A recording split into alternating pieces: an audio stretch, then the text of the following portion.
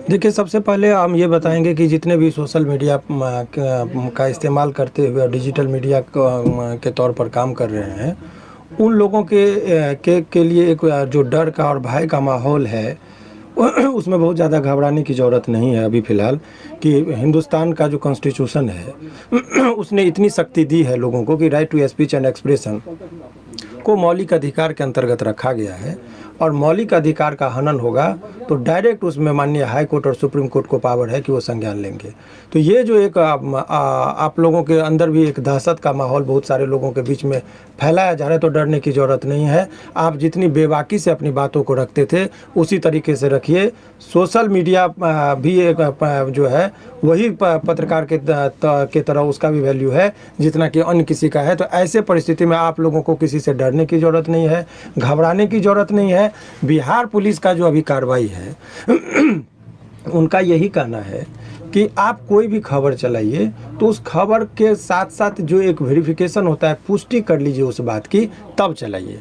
लेकिन ये तो उनका आप लोगों से उन्होंने अपील भी किया है मुख्यालय से, तो ये इस यहाँ तक में बात में कोई ये गड़बड़ी नहीं है कि आप लोगों का दायित्व बनता है जब कैमरा लेके जाते हैं और आपको लाखों करोड़ों लोग आप लोगों के माध्यम से देखते हैं और जानते हैं खबर को, तो इतनी तो नैतिक जिम्मेदारी बनती ही है कि आप कोई भी खबर यदि चलाते हैं हम लोग तो उस चीज़ का पुष्टि हो जाना चाहिए, खबर सत्य होना चाहिए और स्टेटमेंट मीडिया का काम होना चाहिए कि केवल माने आप न पक्ष न विपक्ष, बिल्कुल तरह से निष्पक्षता के साथ आप लोगों को खबर चलानी चाहिए, तभी जाके इसकी साख बचेगी। जनताओं का भी ये बीच में एक जो बातें चल रही है, तो देखिए एक चीज़ आप लोगों ने पूछा, हालांकि हमारा जुरिडिक्शन किसी के मैं प्रवक्ता के तौर पर नहीं हो, लीगल पॉइंट पर आप मुझे बताएंगे तो मैं बताऊंगा कि क्या चीज़ हो सकता है।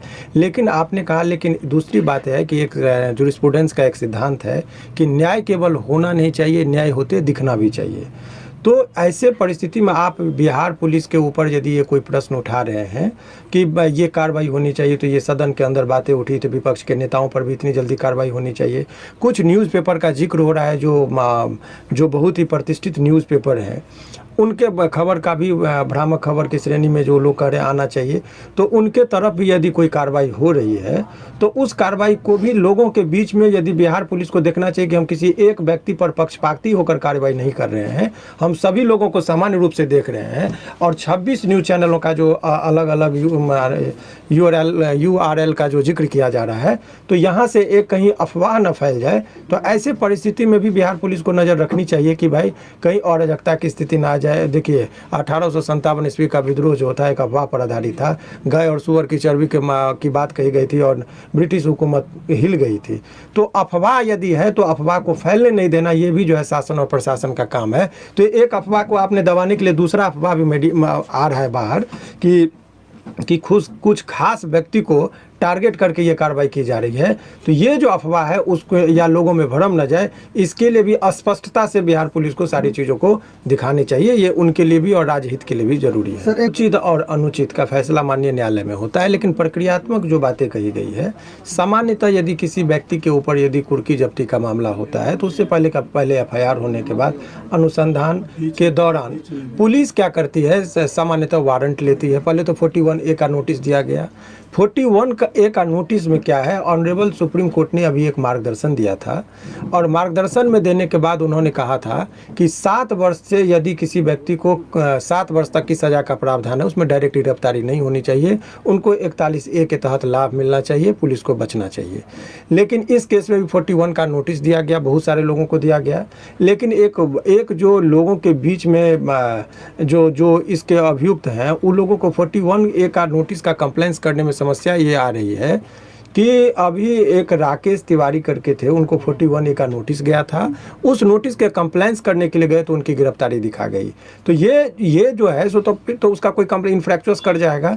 इस बात को माननीय न्यायालय में भी इस पिटीशन में रखा गया है, ये बात ऑन रिकॉर्ड जाएगी। तो इस बात का कि कौन उचित कौन अनुचित, ये प्रक्रियात्मक क्या एरर है, जिन लोगों का मैं केस देख रहा हूँ, इस केस में मैं सभी लोगों का केस नहीं देख रहा, कोई कार्रवाई नहीं होगी। सर, एक सवाल है, मनीष कश्यप नजदीकी थाने में जो है आत्मसमर्पण किए हैं, और इसके अलावा उनके घर पे कुर्की जब्ती की भी बात आ रही है, वीडियो वायरल भी हो रही है। सर, किस मामले में उनके घर पे कुर्की जब्ती की गई है और उसका क्या? देखिए 82 निर्गत हो जाने के बाद 30 दिन का वक्त दिया। 82 क्या है, किसी व्यक्ति को लोग कहते हैं फरार, तो डायरेक्ट आप फरार नहीं कर सकते हैं। उसके लिए विधिवत प्रक्रियाएं हैं कि पहले वारंट लेने के बाद यदि व्यक्ति उपस्थित नहीं होता है, कहीं गिरफ्तारी नहीं होती है, पुलिस से बच रहा है, भाग रहा है, तो ऐसे परिस्थिति में पुलिस 82 का प्रेयर करती है कोर्ट में और माननीय न्यायालय उनको देती है कि ये 30 दिन का उनको वक्त दीजिए और उनके घर पर एक चिपकाया जाता है। और यदि वो व्यक्ति कहीं भी यदि उपस्थित नहीं होते हैं 30 दिन के अंदर तो उनको डिक्लेयर किया जाता है एब्सकॉन्डर। ये 82 का प्रोविज़न है। उसके बाद 83 के प्रावधान के तहत उनको यदि फिर भी यदि गिरफ्तार नहीं होता है तो ऐसा कहता है कंपेलिंग चीज़ किया जाए कि मजबूर होकर वो कहीं भी हो तो वो उपस्थित हो जाए। ऐसे परिस्थिति में वो जो आप लोग देखते हैं कि कुर्की जब्ती करना, बुलडोजर का जो आजकल नया पैटर्न चला है, घर तोड़ना इत्यादि, तो ऐसे परिस्थिति में डायरेक्ट इसमें 82 का जो प्रावधान है, चूँकि बहुत हीनियस क्राइम का आप लोग को बता दें, जितना है तौबा मचाया जा रहा है, जितना डर और भय का माहौल बनाया जा रहा है वो कुछ है नहीं। और इसमें एफआईआर का भी जो है सो जो हम लोगों ने न्यायालय में जो बातें को जो पिटीशन का जो पार्ट बन रहा है कि जो सेक्शन लगाया गया है उस सेक्शन में सभी लोगों के विरुद्ध मामला नहीं बनता है। जैसे 26 लोगों की जिक्र हो रही है, अज्ञात में बहुत सारे लोगों का नाम बताया जा रहा है, तो उसमें सेक्शन में क्या क्या प्रॉब्लम है, क्या जो सेक्शन है उसका इंग्रेडिएंट इनके खिलाफ फॉल कर रहा है कि नहीं कर रहा है, तो वो तो तमाम चीज़ वो कोर्ट में और न्यायालय में आता है तो वहाँ पर हम लोग बात करेंगे। अभी आप लोगों को बताएंगे तो वो उसमें सुधार हो जाता है तो फिर वो अभियुक्त को निकलने में गिरफ्तार होता है तो 30 किलोमीटर से अधिक का यदि उनको दूरी तय करनी होती है तो वहाँ से जो संबंधित जुडिशियल मजिस्ट्रेट होते हैं उनसे अनुमति लेने के बाद वो ट्रैवलिंग किया जाता है। तो ऐसे परिस्थिति में जो है सो उनको यहाँ पर लाने से पहले वहाँ से अनुमति ली जाएगी और उस अनुमति के बाद यहाँ पर माननीय पटना न्यायालय में जो है वहाँ पर उनको लाया जाएगा और इसके बाद जुडिशियल कस्टडी में देने की बात होगी तो उनको भेजा जाएगा। सवाल बात हो गई, लेकिन ये बात एक चीज़ जो प्रश्न आया है इसमें, चूँकि आप लोगों ने कह दिया तो मैंने शुरुआत से कहा है कि इसमें सरकार की शक्ति का जो उन्होंने उपयोग किया और वो टारगेट देखिए गृह मंत्रालय जो है, जनरली गृह मंत्रालय जो है अभी माननीय मुख्यमंत्री जी के पास है। लॉ एंड ऑर्डर और केस मुकदमा यदि आप देखेंगे तर्क से यदि बात किया जाए तो वो विभाग जो होता है वो माननीय मुख्यमंत्री जी के पास है। तो व्यक्तिगत यदि टारगेट जो तेजस्वी जी की जो बातें कही जा रही है, मेरा मानना है कि ये अज्ञानता बस उनके नामों का जिक्र हो रहा है, क्योंकि ये गृह विभाग जो है अभी माननीय मुख्यमंत्री जी के पास है। तो ये इनके पास स्वास्थ्य से संबंधित होता तो direct allegation you can level against Tejashwi Yadav, लेकिन ये विभाग तो इनके पास है नहीं। तो क्यों हो रहा है इस चीज़ का जवाब यदि हम देंगे तो ये पॉलिटिकल हो जाएगा, इसलिए उस पर मेरा बोलना उचित नहीं। इसको कैसे देखते हैं? देखिए जब एलिगेशन लगता है तो विभिन्न तरह की बातों का एलिगेशन लगता है, तो ये आरोप प्रत्यारोप का बात है। देखिए ऑन रिकॉर्ड बातें जो होती है कोर्ट में, डायरी का क्या पार्ट आया, एफआईआर का पार्ट क्या, अनुसंधान में क्या आया, सीजर लिस्ट क्या बना, उतना ही पर कोर्ट में बहस करना होता है। बाकी जो बातें हैं ये गॉसिप है, बातचीत का अंश होता है कि उसने क्या कहा, तेजस्वी को क्या कहा, तो ये उसका पॉलिटिकल चीज़ है। कुछ लोग सिंपैथी, कुछ लोग नफरत, बहुत सारी बातें होती है। उस मैटर पर अभी बात नहीं। अभी सवाल जो बहुत सारे लोगों के मन में था कि अभी गिरफ्तार हुए हैं तो कितने दिनों के अंदर वो निकलेंगे, ये जो एक मूल प्रश्न आप लोगों का है। तो आप लोग एक चीज़ समझ लीजिए कि ये बहुत बड़ा हीनियस क्राइम का चार्ज इनके ऊपर नहीं है।